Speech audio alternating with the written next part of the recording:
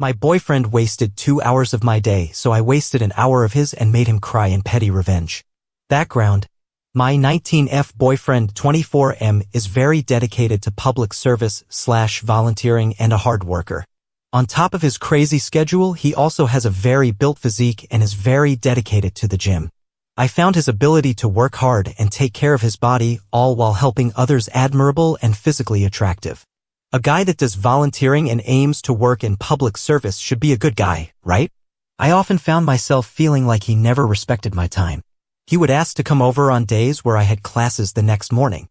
He admitted into pressuring me into sexual activity. Every time I confronted him with my feelings, he would always say, "I'm sorry you feel that way." He said I was ignoring him if I didn't respond to his messages or calls quickly, even if my phone was away.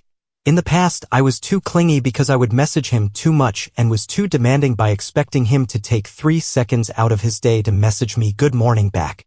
He forgot to get me a Valentine's gift as he had no time, so he gave me a cheap, expired, chocolate bar from his car. Eventually, he apologized because he didn't know it meant that much to me and bought me 2 Sour Patch candies and a protein drink. All I asked for was a handwritten note from him. Story. Yesterday, I slept over at his place. We showered separately. I took 20 minutes, he took well over an hour. I had to keep knocking on his door to get him to hurry up as we had plans. He took his sweet time as showering was his alone time, and we missed our date plans as he had to go to the gym. Today, I slept over again. I tried waking him up earlier so we wouldn't miss our rescheduled date.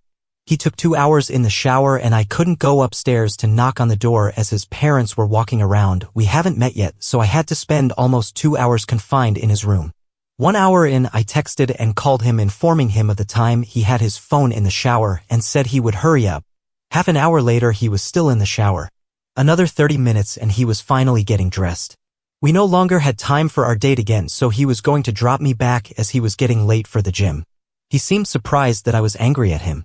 He said I was exaggerating 2 hours, but I remembered the time and I event sent him time reminders over text. I was fuming in the car and I told him to skip the gym as wasting 2 hours of my time the second day in a row was unacceptable. He said that the shower was his me time and he really needed it. He also said he couldn't miss the gym as he had to get bigger.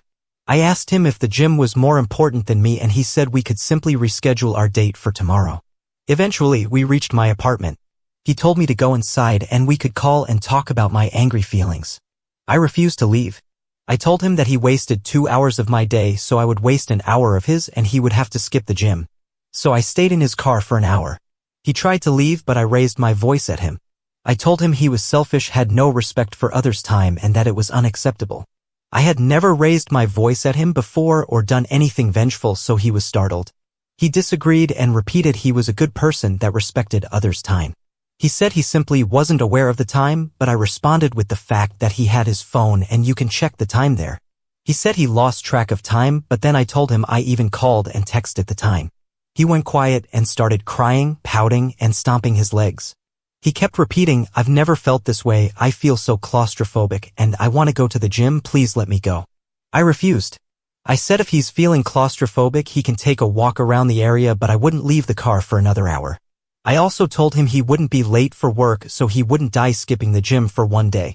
He cried and said he already missed half of his gym time yesterday, and I told him it was his own fault due to his poor use of shower time.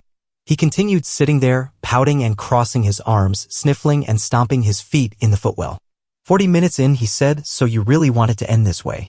I said I was fed up with his behavior, so I was fine either way.